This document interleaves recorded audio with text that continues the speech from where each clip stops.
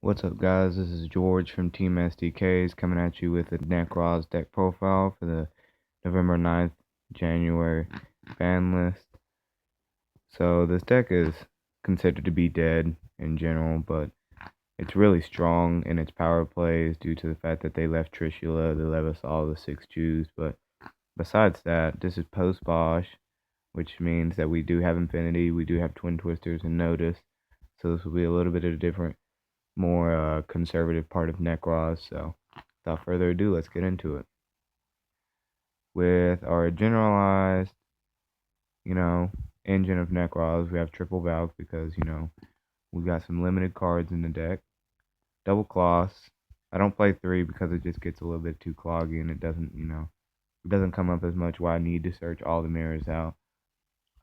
We have one Trish, one Brio, one Unicorn, and one Decisive Armor. I decided to play this over Gungnir just because, getting rid of back row and banishing scales and other things away is a little bit more proficient than, just killing other random things. So that's one of the reasons why I play that. And we play the 6 juice because Konami didn't let us have Unicorn and all that, so we just play the obligatory 6 juice. And we do play 2 Gishki Vision just because of the Shurit ban, which it hurt the deck significantly, but it didn't hurt it to where we can't play it without it. So we play that. We play the 1 Deep Sea Diva because we want to Synchro the Herald of the Arclight and instant fusion it back just to get free searches and free pluses all day.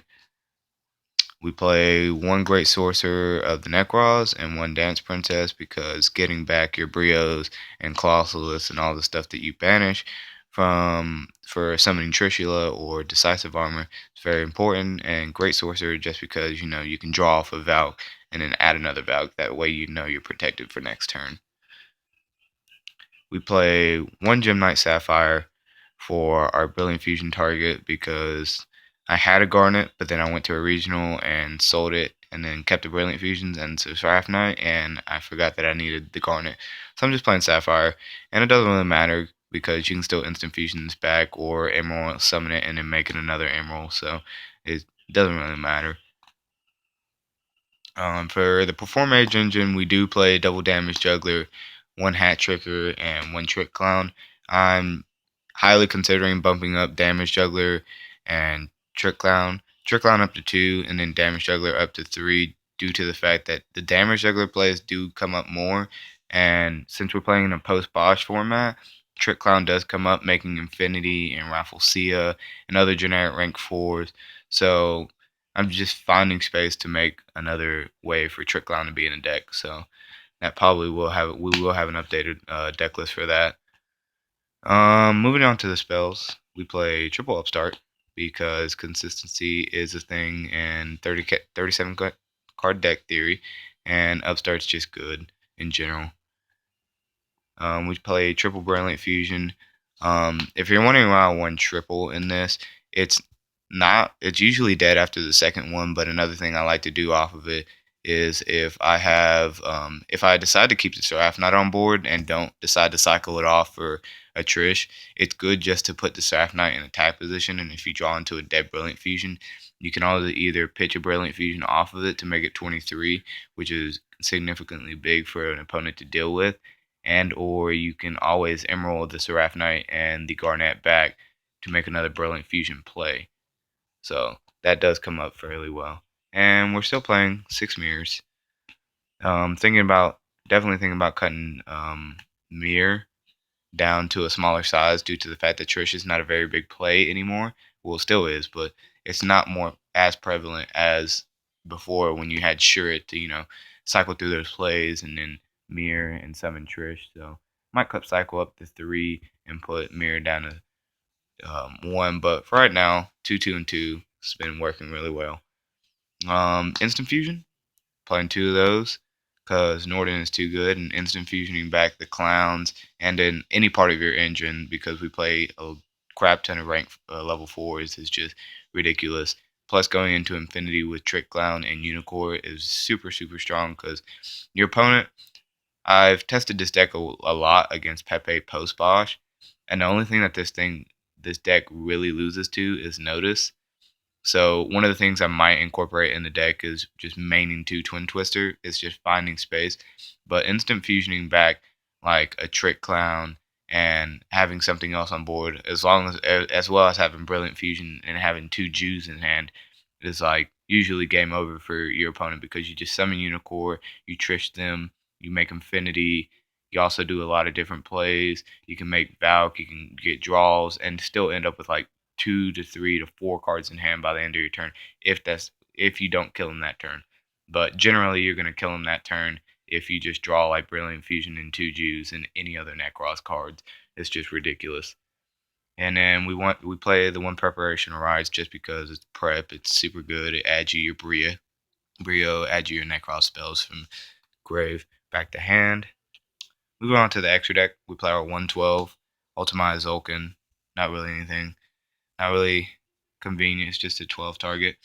We play 2 Heralds because searching and summoning off this of Nodin is just ridiculous, especially if you fusion summon it properly.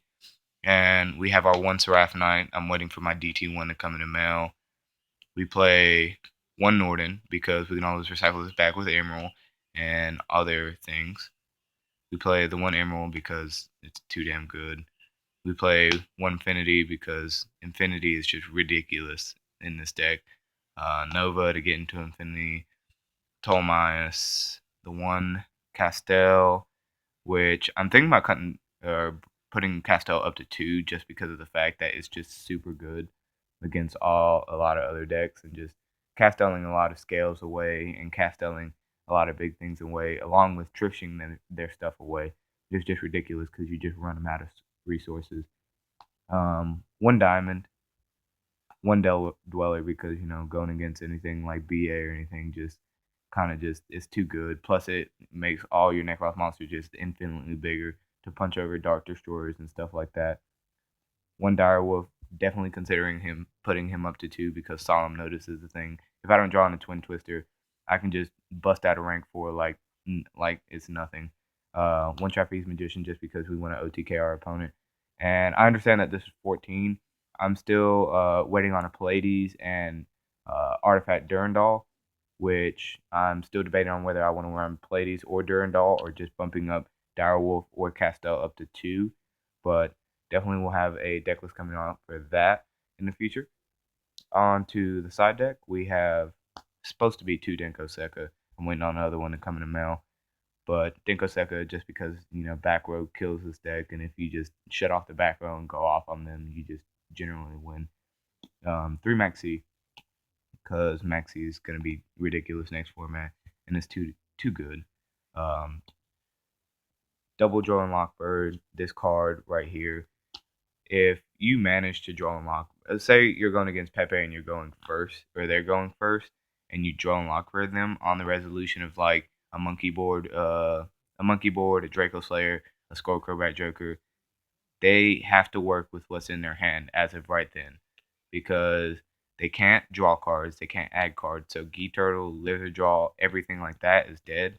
And there is a play that you can make with Durandal if you're going first, is if you make Durandal first turn with you just make Durandal, and then in your opponent's standby phase, you after they in their main phase 1, after they summon Skullcrab Joker, and on the resolution you draw and lock for them, then you chain Durandal and shuffle their hand away, and you make sure that you have no cards in hand, so you just empty out your hand before their turn starts, and they either have to find in that chain order, they have to be able to get everything out of their hand so they don't just lose their whole hand, or they just lose because they just lost that whole hand. They can't draw it back, and they can't work with anything. So that's also a very big thing, is just draw and lock birding them, which is going to be super good along with Baylor in the next format.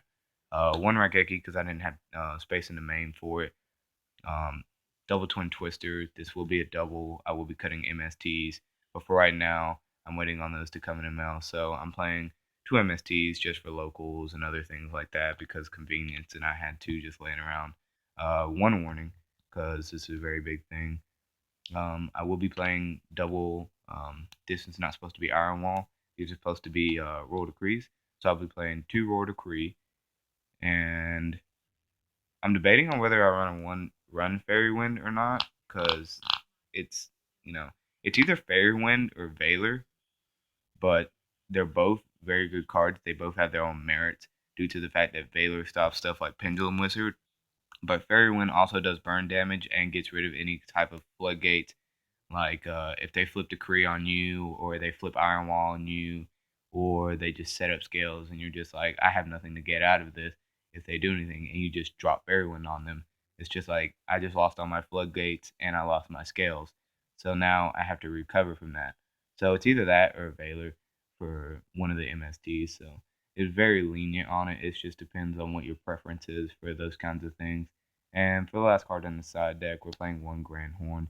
I don't like this card whatsoever due to the fact that it gives your opponent, it's situational. Your opponent has to make an Xyz summon or Pendulum summon. If they don't out it, and say they Direwolf it, you pretty much don't let, you have to Direwolf, or you have to Grand Horn the Direwolf. And if they play it around the Grand Horn, which most players can play around, any kind of counter trap, they either MST or Twin Twister it, and then you just lost value out of that. So then you just lost Grand Horn, and it's good because it sends your opponent to battle phase. So if they just don't play around it and they get Grand Horned, then they have to go to battle phase and main phase one. But if your opponent knows that you have a counter trap set, you have something like Time Space, Bottomless, or something, they're gonna play around it. So this is subpar in the fact that it's not inherently that great, but it is good. So I'm debating on whether running like this and probably like another draw and lock bird or something, because this right here is not inherently good. Plus, you're just trying to shut off your opponent's extra deck. That's why, or not extra deck, but back rows. That's why I kind of like Denko Sekka over Grandhorn and other stuff. So it might be that I run that kind of stuff. So thank you guys for watching. Leave a comment in the section below and just comment, rate, like, subscribe. Thank you. This is George Sosa from Team SDK signing out.